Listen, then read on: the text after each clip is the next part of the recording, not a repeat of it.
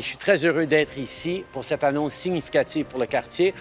Mais avant de commencer, en parlant de femmes exceptionnelles, je veux d'abord féliciter Jenny Carignan, qui a grandi ici au Québec, qui est promue au poste de chef d'état-major de la Défense. Au fil de sa carrière, son leadership, son souci d'excellence et son dévouement ont été des atouts considérables pour nos forces armées. Elle va contribuer à rendre le Canada plus fort et plus sécuritaire. Bien sûr, je veux aussi remercier le général Wayne Eyre qui prend sa retraite pour son leadership de 40 ans au service militaire distingué. Je suis très heureux d'être ici à Montréal aujourd'hui, dans mon comté de Papineau, pour rencontrer des familles et pour parler avec les gens du comté. L'été à Montréal, c'est une saison très animée, très bien remplie. Et c'est toujours tellement agréable de passer du temps ici, d'écouter les préoccupations des Montréalais et de parler de notre plan pour donner une chance équitable à toutes les générations.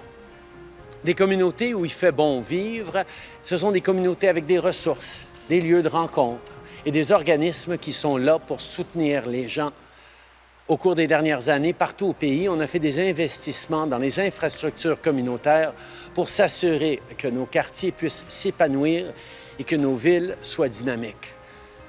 Mais le travail que fait le communautaire jour et nuit fait tellement un impact et avec la croissance de la population, il y a de plus en plus de besoins de locaux et d'endroits où ces organismes communautaires peuvent desservir les gens des quartiers. Donc aujourd'hui, je suis très fier d'annoncer qu'on va investir du fédéral plus de 33 millions de dollars pour appuyer 3 projets ici à Montréal. Today, on peut applaudir.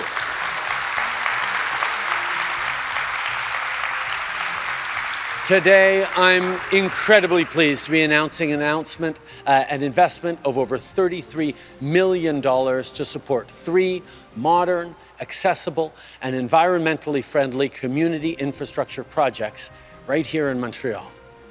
Le premier projet, c'est la construction du Centre de loisirs et communautaire de Parc Extension.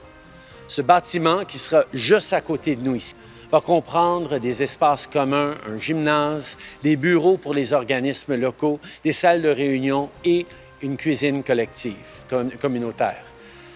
Ça fait, je peux vous dire, des années qu'on parle de ce projet et des solutions que ce projet amènerait aux familles d'autour d'ici. Ça a pris beaucoup de temps et beaucoup de travail par les gens de la communauté pour y arriver, mais que cette vision pour le quartier prend forme aujourd'hui est extrêmement important pour le comté.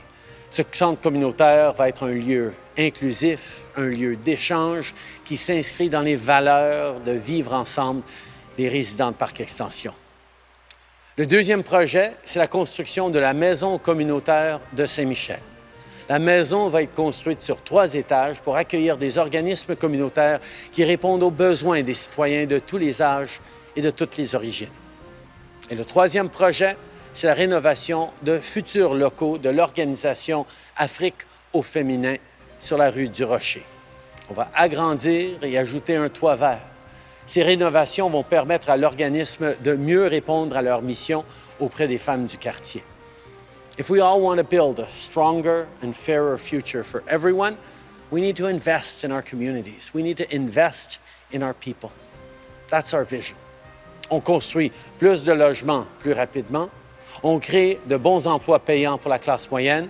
On aide à créer plus de places en garderie. On aide ceux qui n'ont pas d'assurance dentaire à aller chez le dentiste. On va rendre l'insuline gratuite pour ceux qui souffrent de diabète. On va offrir des contraceptifs gratuits pour les femmes.